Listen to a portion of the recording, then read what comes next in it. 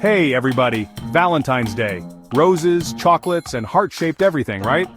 Well, not so fast. While February 14th is the Universal Day of Love, different cultures have put their own unique spin on the celebration. Some are romantic, some are, well, let's just say more interesting, and some, well, let's just say they'll surprise you. So buckle up because we're about to take a trip around the world to explore some Valentine's Day traditions that'll make you go, and maybe even, wait, what? Alright, let's start our journey in Japan, the land of the rising sun, where tradition meets modernity in the most fascinating ways. From the bustling streets of Tokyo to the serene temples, Japan is a country of contrasts and surprises, and apparently, rising expectations on Valentine's Day. This special day is celebrated with a unique twist in Japan, unlike anywhere else in the world. You see, in Japan the ladies are in charge. On February 14th, it's the women who take the lead buying and gifting chocolates to the men in their lives. That's right, women give chocolates to men on Valentine's Day. But it's not just any chocolate, there's a whole system behind it. But hold on, it's not as simple as it sounds. The type of chocolate given can convey different messages and intentions. There are actually two types of chocolate gifts. Giri choco, which is like obligation chocolate for co-workers and friends. This is more of a social duty, a way to show appreciation and maintain harmony in relationships. And then there's honmei choco, the really good stuff reserved for that special someone. This is the chocolate that carries romantic feelings and is often handmade to show sincerity and love. Now, here's the twist. A month later on March 14th, it's White Day. This is when the tables turn and the men have to reciprocate. And the pressure is on for the guys. They are expected to return the favor with gifts that are often 3 times more expensive than what they received. This can include anything from jewelry to designer goods. They're expected to return the favor with gifts 3 times more expensive than what they received. The stakes are high, and the expectations even higher. Can you imagine? Talk about high-stakes romance. The pressure to impress and show appreciation can be overwhelming. I can see the headlines now. Man files for bankruptcy after receiving handmade chocolate from crush. It's a humorous yet telling reflection of the lengths people go to for love and tradition in Japan. Next stop, South Korea, where they believe in spreading the love, literally, throughout the entire year. This country is known for its vibrant culture and unique traditions, and their approach to love and relationships is no exception. From the bustling streets of Seoul to the serene countryside, love is in the air all year round. They have a love-themed holiday on the 14th of every single month. Yes, you heard that right. Every month, there's a special day dedicated to celebrating love in various forms. Whether it's Valentine's Day in February, White Day in March, or Rose Day in May, there's always a reason to celebrate love. I know, right? That's a lot of pressure. Imagine having to come up with creative ways to express your love 12 times a year. It can be quite overwhelming, especially if you're someone who likes to go all out for these occasions. But the most talked about one is probably Black Day on April 14th. This day stands out because it's not about couples, but rather about singles. It's a day where those who didn't receive any gifts on Valentine's Day or White Day come together to commiserate and celebrate their single status. Now, this one's for all my single ladies and gents out there. Black Day is your day to shine, or at least to find some solace in the company of others who are in the same boat. It's a day to embrace your singlehood and maybe even have a little fun with it. If you didn't receive any Valentine's Day or White Day gifts, fear not, you're not alone. Black Day is a reminder that being single is perfectly okay, and there's a whole community of people who understand exactly how you feel.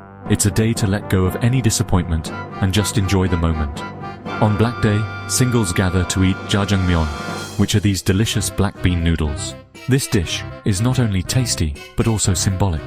The black color of the noodles represents the single status of those who eat it, and it's a way to bond over a shared experience. And well, let's just say they have a good laugh, and maybe shed a tear or two, over their singlehood. It's a time to share stories, laugh at the absurdity of it all, and maybe even shed a tear or two. After all, it's not just about being single, it's about finding joy and humor in the situation. Hey, at least there's good food involved, right?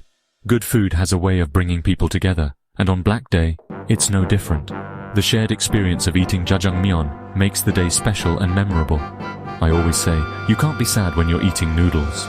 So, if you ever find yourself in South Korea on April 14th, don't be afraid to join in the Black Day festivities. Who knows, you might just find that being single isn't so bad after all. Now, let's hop across the globe to Wales, a land known for its rolling hills, lush greenery, and rich cultural heritage. Here, things get a little more, shall we say, crafty. The Welsh have a unique way of expressing love that goes beyond the usual flowers and chocolates. Forget store-bought cards and chocolates, which, let's be honest, can sometimes feel a bit impersonal. The Welsh take romance to a whole new level with Lovespoons. These aren't just any spoons. They are intricately carved wooden tokens of affection. These beautifully crafted spoons have been a symbol of love since the 17th century. Imagine the time and effort put into each one. I mean, talk about a gift that lasts. Unlike flowers that wilt or chocolates that get eaten, a Lovespoon is a lasting memento. Each design element on a Lovespoon has a special meaning, making it even more personal and thoughtful. For instance, keys symbolize the key to one's heart, knots represent everlasting love, and wheels signify a shared journey through life. These symbols turn a simple spoon into a profound expression of love and commitment. Can you imagine receiving a Lovespoon from someone today? It's such a thoughtful and personal gift, steeped in tradition and meaning. It's so thoughtful, so personal, so Welsh. These spoons are often exchanged during special occasions like weddings, anniversaries, and of course, Valentine's Day. Plus, it's a good reminder that love isn't about fleeting things. It's about something deeper, something that stands the test of time. It's about something you can hold on to, cherish, and pass down through generations. And hey, if you're ever in a pinch, you can even use it to eat soup. So the next time you're thinking of a gift, why not consider a Lovespoon? It's a spoonful of love that lasts forever. Next up, Denmark, the land of hygge and apparently secret admirers.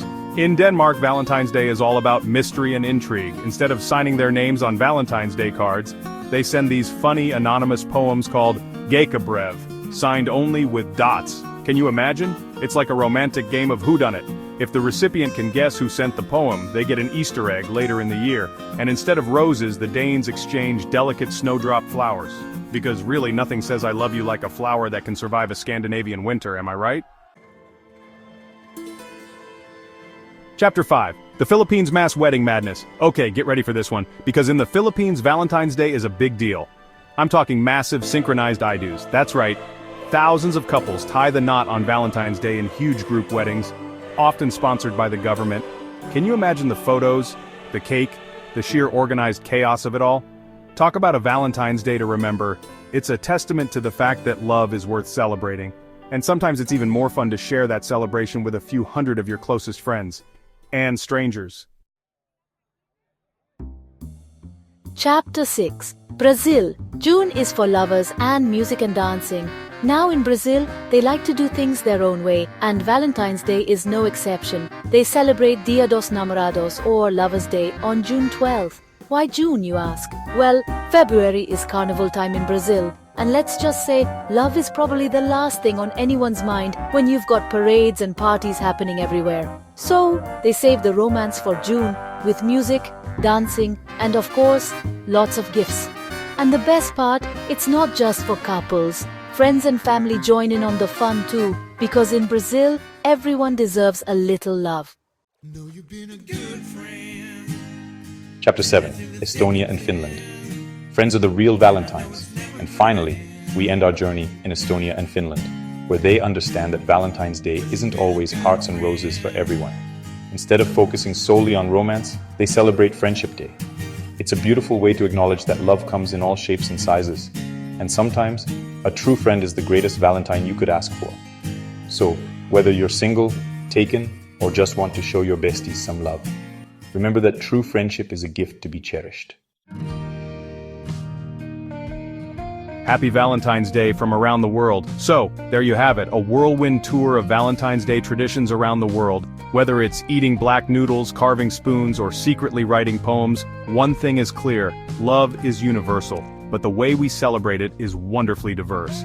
So, whether you're giving chocolates, laughing with friends, or just treating yourself to something sweet, remember, Love isn't just about romance. It's about connection, joy, and a little bit of magic, no matter where in the world you are. Which of these traditions would you want to try?